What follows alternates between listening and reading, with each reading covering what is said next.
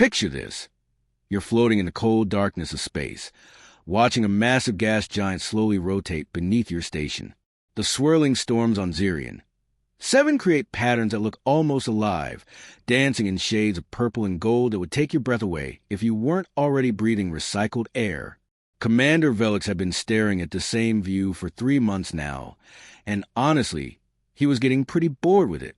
The Caltharian Research Station was supposed to be running the most routine mission imaginable.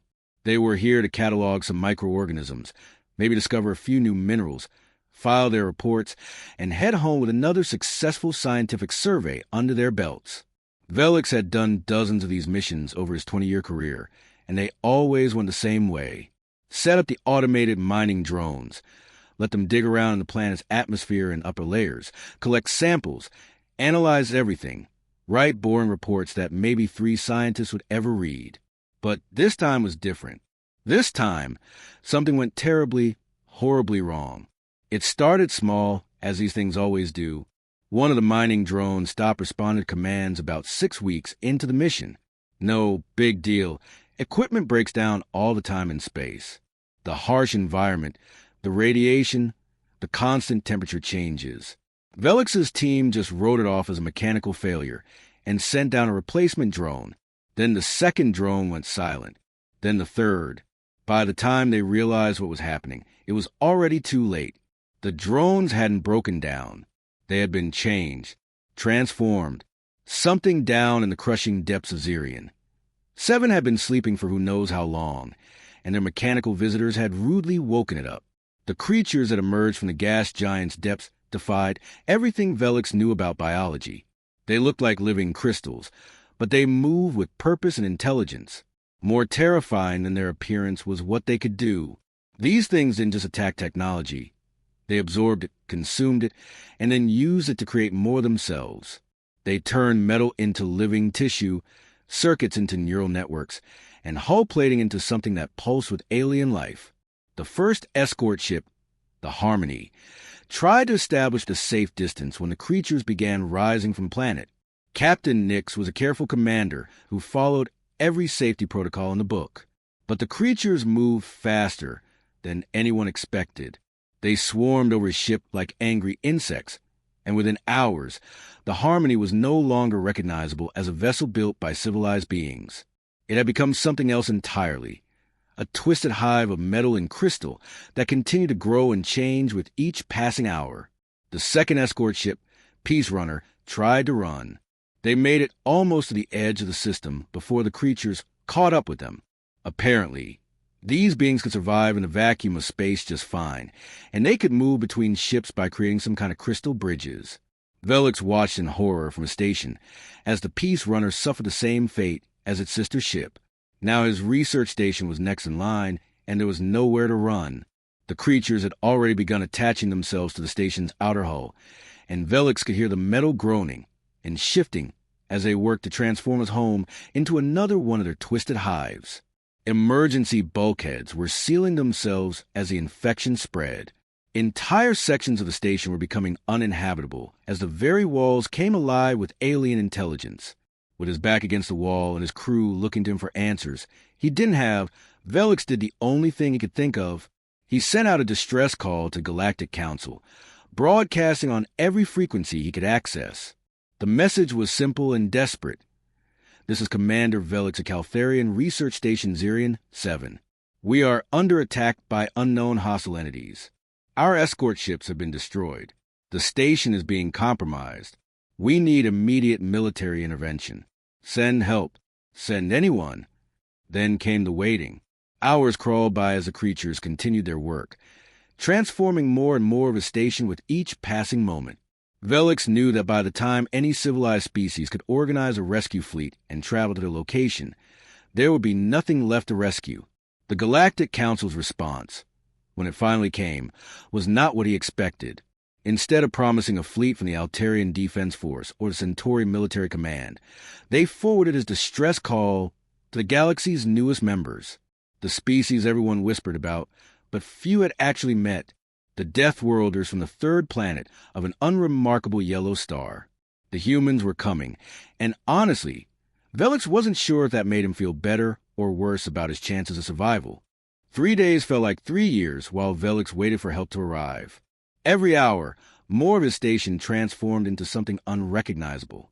The creatures had spread through 17 sections now, and the sounds coming from those areas kept his crew awake at night. Metal groaning, crystalline chiming that almost sounded like singing, and worst of all, the occasional electronic beep from equipment that was somehow still functioning despite being completely absorbed into alien flesh. When the sensors finally detected a ship dropping out of hyperspace, Velix rushed to the observation deck with hope burning in his chest. That hope died the moment he saw what had come to rescue them. The human vessel looked like it had been through a war and lost. The hull was covered in patches and repairs, with mismatched metal plates welded over what were obviously old battle scars.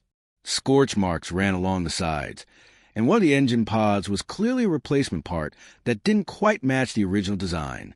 This wasn't the sleek, powerful warship Velix had been praying for.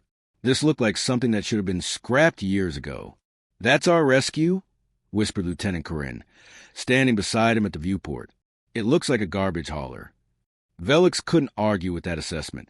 The ship was maybe a third the size of a proper Caltharian military vessel, and it moved through space with a kind of casual confidence that suggested its crew either didn't understand how much danger they were in, or they simply didn't care. As it approached the docking bay, Velix noticed that the ship's name was painted in simple white letters along the hull. Defiant. At least the name suggested they weren't planning to run away at the first sign of trouble. The docking procedure took longer than usual because several of the station's automated systems had been compromised by the crystalline infection. Velix had to guide the human ship in manually, watching nervously as crystal growths pulsed along the docking bay walls like alien veins. He couldn't help but wonder if the humans would take one look at the situation and decide it was hopeless. When the airlock finally cycled open, the first thing that struck Velix was how small humans actually were. He'd heard they were compact compared to most galactic species, but seeing them in person was different. What they lacked in size, though, they seemed to make up for in presence. Captain David Walker stepped through the airlock like he owned the place.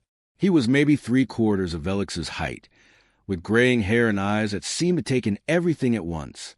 There was something about the way he moved that reminded Velix of the predators from his home world.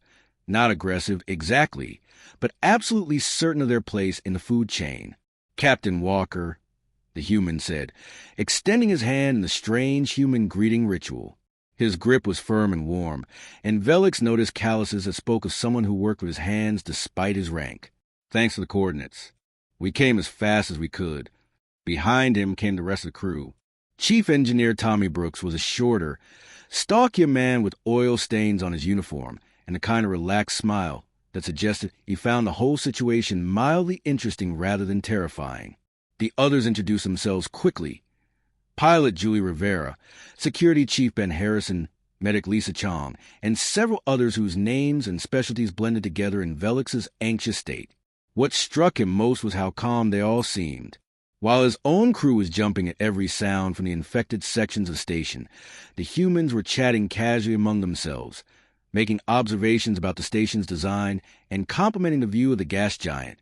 The briefing took place in what used to be the main conference room, though now half the walls were covered in the same crystalline growth that was spreading throughout the station. Velix had prepared detailed presentations showing progression of the infection, tactical assessments of the creature's capabilities, and worst-case scenarios for how long they had before the station became completely uninhabitable. Tommy Brooks studied the holographic displays with the kind of focused attention most people reserve for entertainment. He occasionally asked technical questions about the creature's interaction with the station systems, nodding thoughtfully at the answers like he was solving a particularly interesting puzzle rather than planning a response to an extinction-level threat. "So they convert technology into biological mass," Captain Walker summarized after reviewing all the data, "and they're spreading through the station's infrastructure." "Yes," Velix said, trying to keep the desperation out of his voice. "Our projections show complete station conversion within 48 hours. We need immediate evacuation and an orbital bombardment to prevent these creatures from spreading to other systems." The humans exchanged looks, not the kind of panicked, urgent communication Velix expected, but more like colleagues discussing weekend plans. Bombardment seems wasteful, Tommy said finally. We came all this way. Might as well take a closer look at these things first. Captain Walker nodded. We'll need environmental suits and some basic tools. Tommy, think you can rig up some communication equipment? If these things are as intelligent as they appear, maybe we can have a conversation. Velix stared at them in disbelief. While every civilized species in the galaxy would be planning containment and destruction, these humans wanted to walk right into the infected sections and try to make friends with the creatures that were literally eating his station. They were either the bravest beings he'd ever met or the craziest, possibly both. Velix watched in fascination and horror as the humans prepared for their mission into the infected sections. He had expected them to request the station's most advanced equipment. Energy shields, plasma cutters, maybe some of the military-grade tools they kept in emergency storage. Instead, Captain Walker and his team raided what was essentially the station's maintenance closet. Tommy Brooks emerged from the supply room, carrying what looked like a toolbox from a primitive civilization. He had wrenches, hammers, some kind of handheld cutting torch, and rolls of metallic tape that humans apparently called duct tape. When Velix asked about more sophisticated equipment, Tommy just grinned and patted his toolbox. Sometimes the old ways work best, he said. Like that explained everything. The weapons they chose were even more baffling. Instead of energy weapons or sonic disruptors, the humans loaded up with devices that literally threw small metal projectiles using chemical explosions. Ben Harrison, their security chief, spent 20 minutes explaining to Velix how gunpowder worked, as if the concept to control explosions was some kind of revolutionary technology rather than something most species had abandoned centuries ago. But what if the creatures adapt to your weapons? Velix asked, genuinely concerned. Energy weapons can be recalibrated. Frequencies can be adjusted. How do you modify a chemical explosion? Ben just smiled and held up different types of ammunition. That's the beauty of it. Hard to adapt to getting hit by a chunk of metal moving faster than sound. Physics is physics, no matter what planet you're from. The environmental suits the humans wore were another surprise. Where Caltharian emergency gear was sleek and sophisticated. With built-in life support systems and energy shields, the human suits looked like they were designed by someone who expected everything to go wrong. They had backup systems to their backup systems, manual overrides for every function, and enough redundant equipment strapped to the outside that each person looked like a walking supply depot. Julie Rivera, their pilot, noticed Velix staring at her suit's external equipment. You never know what you're going to need, she explained, checking a device that looked like it belonged in a museum. This little beauty here can cut through hull plating weld metal or cook dinner if we're stuck somewhere long enough. When they finally entered the infected sections, Velix followed their progress through the station's remaining cameras and sensors. What he saw challenged everything he thought he knew about how intelligent beings should behave in dangerous situations. The first infected corridor they entered had been transformed into something that belonged in a nightmare. The walls pulsed with veins of living crystal, and the air itself shimmered with toxic particles that would kill most species within minutes. The humans walked through it like they were strolling through a park, their primitive suits somehow keeping them alive in an environment that had defeated the station's best safety protocols. When they reached a section where the gravity generators had failed, partly because the creatures had converted them into some kind of neural network, the humans didn't panic or retreat. Instead, they moved through the zero-gravity environment with a fluid grace that suggested they'd trained for exactly the scenario. Tommy Brooks actually seemed to enjoy pushing off the walls to change direction, like the whole thing was some kind of game. The real test came when they reached what used to be Laboratory 7. The creatures had turned the entire room into a living organism, with walls that moved and shifted, trying to grab anything that entered. Energy weapons would have been useless here. The living walls absorbed energy and used it to grow stronger, but the humans adapted with terrifying creativity. Ben Harrison used his primitive projectile weapons to create specific patterns of damage that seemed to confuse the walls. Meanwhile, Tommy Brooks pulled out his cutting torch and began systematically severing what looked like nerve connections, causing sections of the living walls to go dormant. Julie Rivera used some kind of explosive device. She called it a flashbang That created a burst of light and sound that made the entire room recoil like a wounded animal. But the most impressive part was how they communicated. Without sophisticated equipment or quantum entanglement communicators, they relied on simple hand signals and verbal coordination. When Captain Walker needed Tommy to cut through a particularly thick crystal formation, he didn't send a detailed technical instruction through their suit computers. He just pointed and said, "Tommy, can you open that up?" And somehow that was enough. Watching them work, Velix began to understand something fundamental about these Deathworlders. They hadn't developed advanced technology because they didn't need it. They had developed something far more valuable, the ability to adapt to anything the universe threw at them using whatever tools they happened to have on hand. When a section of ceiling collapsed, threatening to crush Julie Rivera, she didn't freeze or call for help. She grabbed a broken piece of crystal, used it as a lever against a support beam, and created enough space to roll clear the falling debris. The whole sequence took maybe 3 seconds, and she did it like she'd practiced a maneuver 1,000 times. These humans didn't just survive impossible situations. They turned impossible situations into Tuesday afternoon problems. And as Velix watched them disappear deeper into the infected sections of the station, he realized that maybe, just maybe, they actually had a chance of solving this crisis that had seemed completely hopeless just hours before. The galaxy's newest members were proving to be full of surprises. Tommy Brooks had always been the kind of engineer who could hear problems before he could see them. Back on Earth, he'd been the guy who could walk into a factory and know which machine was about to break down just by listening to the subtle changes in its rhythm. So when he stood in the corridors of the infected station, surrounded by the constant chiming and humming of the crystalline entities, he wasn't hearing chaos like everyone else. He was hearing patterns. "Captain," he said over the comm, his voice filled with the kind of excitement that usually meant he'd figured out something important. "I think we've been looking at this all wrong." Captain Walker paused in his examination of what used to be a wall panel, now transformed into something that looked like a circuit board made of living gems. "What do you mean, Tommy?" "Listen," Tommy said, holding up a hand for silence. Around them, the crystal formations pulsed with soft light, and that strange chiming sound rose and fell like music. "It's not random. There's a pattern here. These things aren't just eating the station systems. They're trying to integrate with them." Velix, monitoring their progress from the safe sections of the station, felt his blood run cold. Integration sounded even worse than destruction. At least when something was destroyed, it stayed destroyed. But integration suggested something far more sophisticated and terrifying. Tommy was moving through the infected area now, following power conduits that had been transformed into crystalline networks. The entities had connected the station's computer systems, life support, even the coffee machines, into one massive web of living technology. But instead of shutting everything down, they had actually improved efficiency in some areas. The air recycling system was working better than it had in months. "They're not destroying the technology," Tommy explained, his voice filled with growing wonder. "They're upgrading it. Look at these power flows. They've eliminated at least 30% of the energy waste in this section."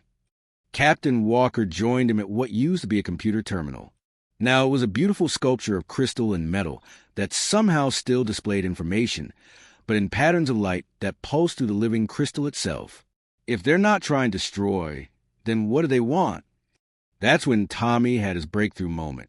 He was staring at a section where the entities had connected the station's communication array to the main computer, creating something that looked like a massive brain made of crystal and circuits. The realization hit him like a lightning bolt.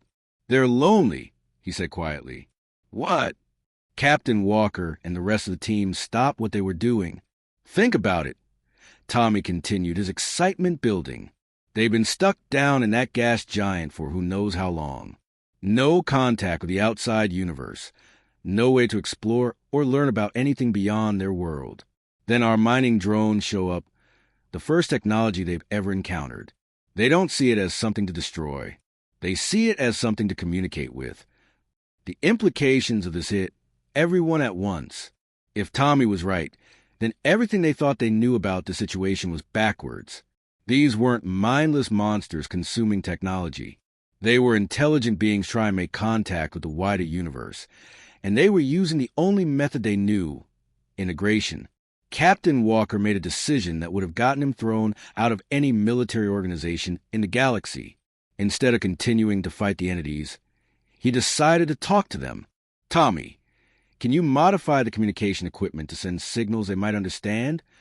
"Already on it," Tommy replied, pulling out his toolkit and approaching what used to be the station's main communication array.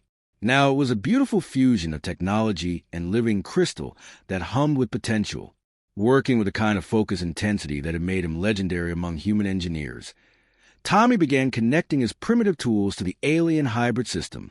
He used frequency generators, harmonic analyzers, and something he called a universal translator protocol that he'd apparently been working on for years.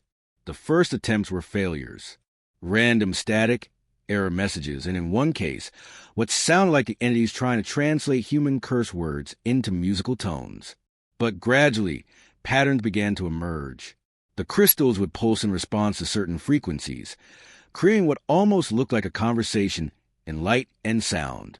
Standing in what used to be the station's control room, now transformed into something that looked like a cathedral made of stars and crystal, Captain Walker did something that no other species in the galaxy would have even considered. He introduced himself.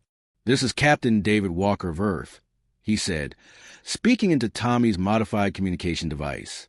"We're here to help." The response was immediate and overwhelming. The entire room lit up with patterns of light that seemed to express joy, curiosity, and desperate hope all at once. Through Tommy's translation equipment, a voice that sounded like wind chimes singing spoke in broken but understandable galactic standard. "We greet the builders of the moving things. We have waited so long to speak with others who think." The negotiation that followed lasted for hours, with Tommy constantly adjusting his equipment to improve the translation. What emerged was a story that changed everything Velix thought he knew about this crisis. The entities weren't invaders. They were explorers, trapped on their gas giant world for millions of years, desperate to learn about the universe beyond their home. They had integrated with the station not to destroy it, but to understand it, to learn about the beings who had built such wonderful technology. When Captain Walker offered them something no one else in the galaxy would have thought to offer, partnership, a chance to explore the stars alongside humans, the joy that erupted from the Crystal Cathedral was so intense it could be felt throughout the entire station. These entities didn't want to destroy or conquer. They wanted to learn, to explore, to see what was out there beyond their lonely world. And the humans, those crazy Deathworlders who saw opportunity where others saw only danger, were offering them exactly that. The transformation of the Defiant was something Velix knew he would remember for the rest of his life. Over the course of just 2 days, he watched as a human ship underwent changes that defied everything he thought he knew about technology and biology. The crystal entities didn't just attach themselves to hull. They integrated with every system on the ship, creating something entirely new. The engines now pulsed with veins of living crystal that somehow made them more efficient than any propulsion system in the galaxy. The hull itself had become a hybrid of metal and organic crystal that could repair damage automatically and adapt to different environmental conditions. But the most amazing part was watching how the humans adapted to working with their new partners. Captain Walker spent hours learning to communicate directly with the ship's crystal network, while Tommy Brooks was like a kid in a candy store, discovering new ways that biological and mechanical systems could work together. "It's incredible," Tommy told Velix during one of their final conversations. "They're not just passengers or even crew members. They're part of the ship itself. They can feel everything: engine performance, hull stress, even space weather patterns we can't detect with our instruments." The other human ships that had arrived over the past few days underwent similar transformations. Each vessel became a unique fusion of human engineering and crystal biology, creating a small fleet that looked like nothing else in the galaxy. Some ships developed crystalline wings that could manipulate solar radiation for additional power. Others grew sensor arrays made of living crystal that could detect things across multiple dimensions. What struck Velix most was how natural it all seemed to the humans. While any other species would have been terrified of allowing alien entities to literally become part of their technology, the humans treated it like they were getting helpful roommates. They named individual crystal clusters, taught them human songs, and even started developing inside jokes that somehow translated across species barriers. Julie Rivera had become particularly close with a cluster of entities that had integrated with her ship's navigation systems. She called them the kids and spent her off-duty hours teaching them about Earth's geography by showing them star charts and telling stories about human exploration. They're so curious about everything, she explained to Velix. They want to know about oceans and mountains and forests, things they've never seen because they've been stuck in a gas giant their whole existence. Yesterday, I spent 3 hours explaining what rain is. The day of departure arrived faster than Velix expected. The crystal entities had finished integrating with the human ships, and both species were eager to begin exploring the galaxy together. But before they left, Captain Walker made sure to help Velix repair the damage to his research station. Working together, humans and crystals restored the infected sections to something even better than their original condition. The station systems now operated with unprecedented efficiency, and several areas have been upgraded with crystal technology that would make future research missions safer and more productive. Consider it a thank you gift, Captain Walker said as they prepared to depart. And if you ever run into another impossible situation, give us a call. We seem to be pretty good at solving problems other people think can't be solved. As the hybrid fleet prepared to jump to hyperspace, Velix stood at the observation deck watching the most beautiful sight he had ever seen. The ships moved in perfect harmony, their crystal elements glowing with patterns of light that seemed to express pure joy. The entities were finally free to explore the universe they had dreamed about for millions of years, and they would do it alongside partners who understood their desire to learn and grow. The moment before they jumped, every ship in the fleet pulsed with the same pattern of light, a message that Tommy's translation equipment rendered as, "Thank you for teaching us that the universe is full of friends we haven't met yet." Then they were gone, disappearing into hyperspace with a flash of light that seemed to linger longer than it should have, as if the crystal entities were trying to say goodbye to the gas giant that had been their home for so long.